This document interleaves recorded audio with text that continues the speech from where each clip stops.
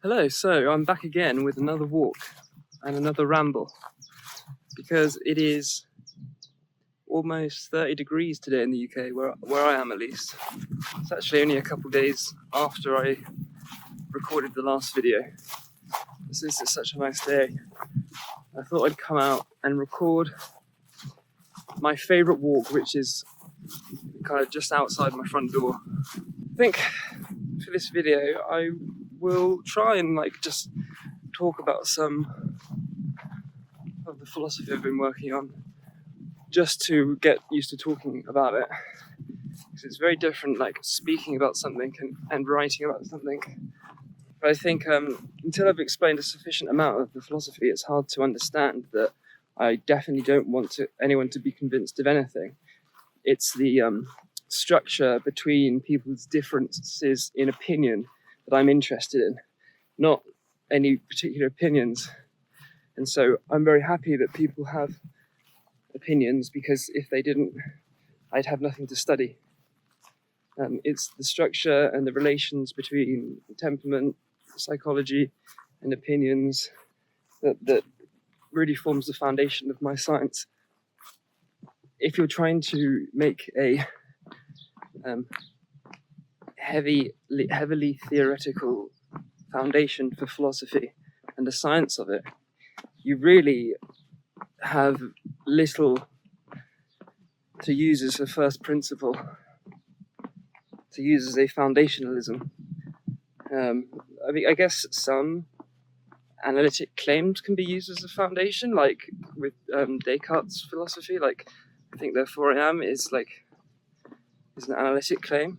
But how you derive the entirety of philosophy from a simple claim like that, it's so basic that it's hard to see how you can derive consequences for political theory or meta-ethics and normative theories and stuff from these first principles. So to develop the foundations of a genuine science of philosophy, you need to use philosophical facts as opposed to philosophic facts. And philosophical facts are facts about philosophy. They're not necessarily purely philosophic. They are, to a large degree, psychological facts. So, for example, it is a fact that materialism is a theory philosophers have come up with. It's a fact that empiricism, rationalism, idealism, moral absolutism, these are all theories. That is a fact, because we can look in the historical records, we can look in our history books and find those facts,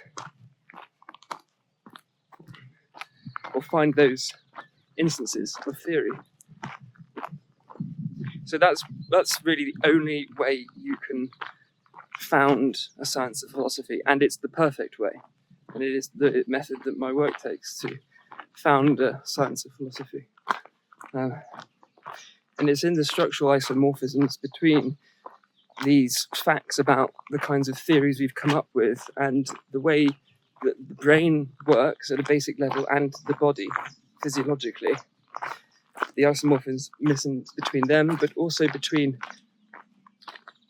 the possibility of understanding the notion of truth and the concept of truth and how it predicates of sentences and things like that. By revealing a structural isomorphism between these things, really between logic, theory, and psychology, you can at least demonstrate that something's determining all of them to appear in a similar way.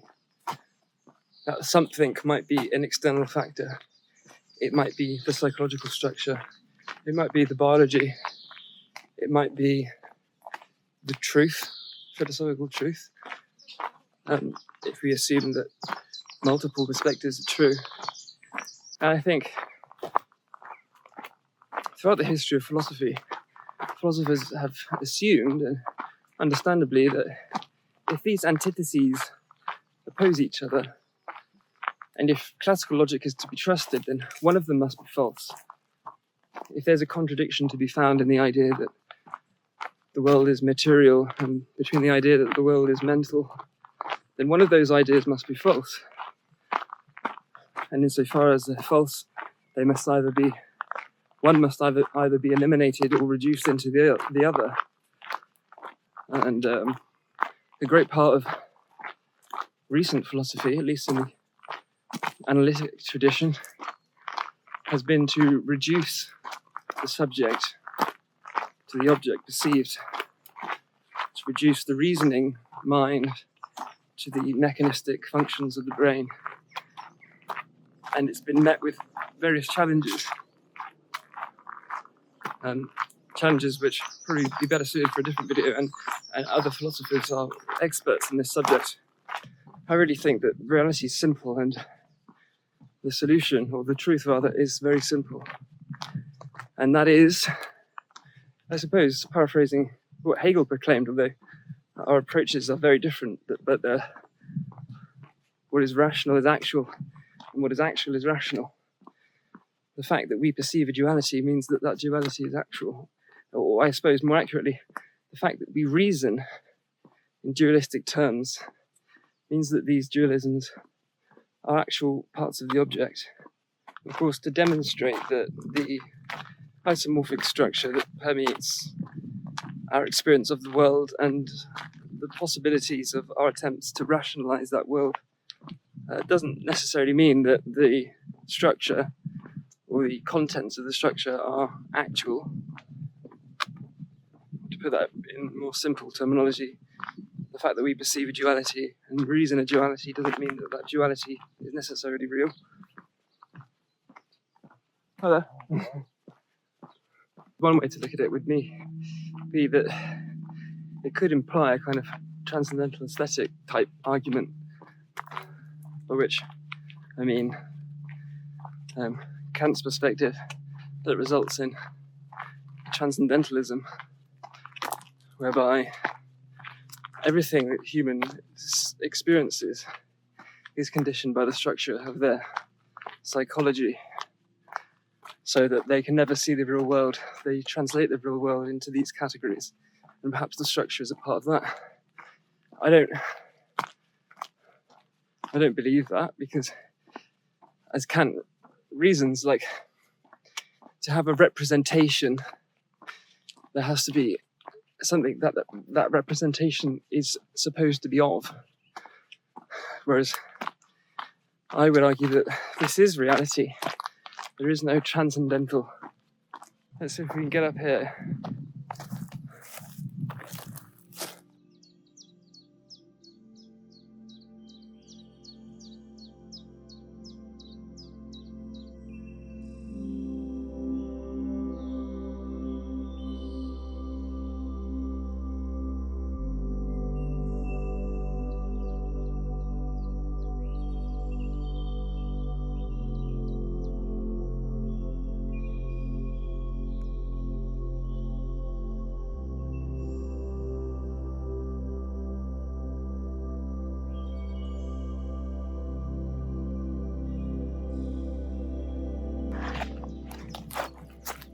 I suppose one thing that I didn't completely finish talking about was how to develop a science of philosophy, because you prove that there's a structure that's determined by something going on, and you demonstrate that our ideas in philosophy are not entirely free. They are conditioned by real factors concerning phenomenal experience. There's a reason there's a structure permeating the theories of philosophy, and I'll have to do another video talking about this structure and how we go about uncovering it, but obviously that's a big part of the book. That's like the first part of the book. You really need a way for the structure to demonstrate its own existence. You can't take something outside of it and then use that something to prove that it's real, because everything is a part of the structure, because the structure is the structure of our own ability to rationalize what could be real or what could be absolutely true, yet isn't. So everything has to be self-referential. It has to be a self-position, which is inseparable from self-being. It has to be the self-position of the structure itself that necessitates its own being. If you can do that, you basically solve every problem of philosophy. And you prove that all perspectives are relatively real and all ideas are relatively true because they're a part of this structure, which is the thing that is the real thing. The thing itself, the concept, the begrip, the logos, the doubt, whatever you want to call it, that's the thing. And it is our own creativity, it's the source of everything that comes out of us and which binds us to the light behind the eyes, the deepest part of the self. That's the thing we're searching for in philosophy. And by analysing theories and creating theories and arguing for theories through rhetoric, we are taking a little slice of this thing and presenting it as if it were a whole.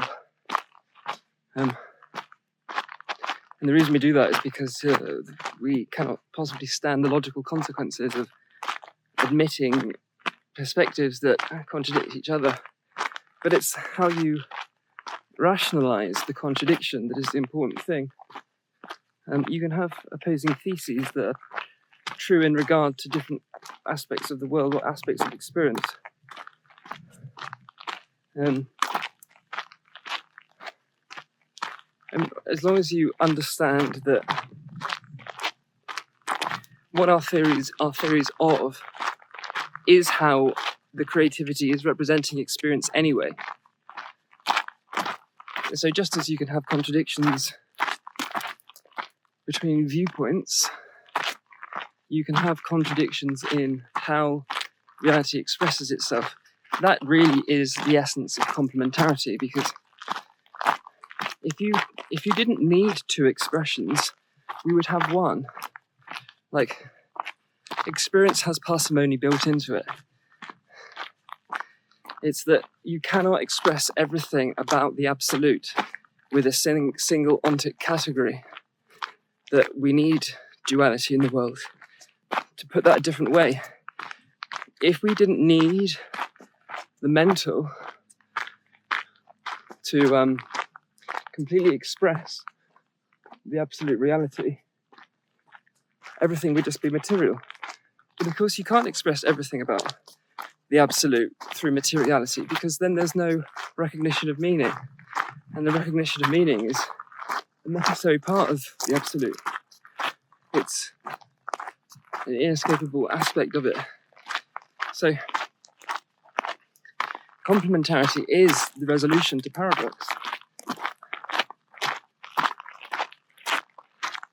It is how you express two things, how you express one thing in two ways. And the two representations are identical, even though they're different. It's just they're inversions of each other. This is an incredibly powerful realization, because it means that for every psychological fact, there's a physiological correlate, or I should say, for every psychological or ideal fact, there's a physiological or physical correlate. And just imagine if we can demonstrate that that is true, the breakthroughs that we will uncover in science and in psychology. Imagine there's something we cannot penetrate to physically due to the current limitations of our instruments or otherwise, perhaps in psychology because of ethical reasons. If you know how to correlate mind and matter, and you can find out where something is correlated, you can then extrapolate to find out where other things are correlated. And there might be something that's easy to discover in psychology, whose correlate is almost impossible to discover in physics. But through an understanding of the correlations, you can then abduce what the correlate would be, and you can make genuine discoveries in physics. I talk about in the book about Dmitri Mendeleev, who was the first person to develop the periodic table of chemical elements. And obviously, before we had this matrix of elements that periodicized the atomic numbers and masses and charge and all these different things of elements, you couldn't discover a new element unless you discovered it, like empirically in the world. But if you have this table and you have all these elements placed upon it, then there's gaps in this table, then you can reason that there could be an element which should go in that gap. And since you know the properties of everything else around it, you can work out what the properties of that element should be. And Mendeleev predicted the existence of a number of elements which were discovered, like gallium and germanium and some others. And the amount of properties of those elements he was able to predict is astounding. Like, he was able to actually predict like the melting point, the density, the boiling point, all those sorts of things. But these elements that had never been discovered physically in the world. Once we periodicize philosophy and extrapolate it to the domains of mind and matter, we can do so much. That's why this work's so important to me, because I think it will offer us great benefits. I think the political aspect of the science is probably the most important thing. That's definitely a conversation for another day. And there is the magical entrance to our walk.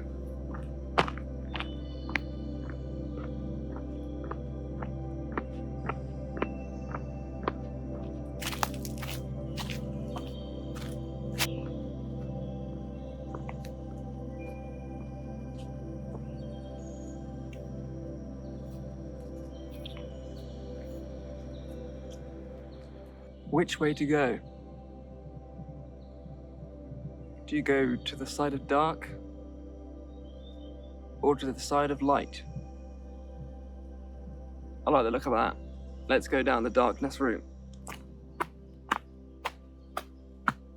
Ooh, maybe we've gone a bad way. This is definitely something for cattle, I would imagine. Oh, hang on, I think there's a little road there.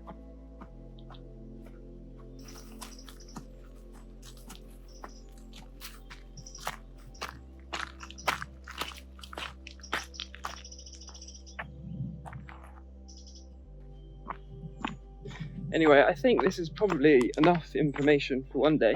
Oh, sidetracked. What a nice field this is. I mean, that is the life if you're a cow, isn't it? Apart from the bit where they get killed.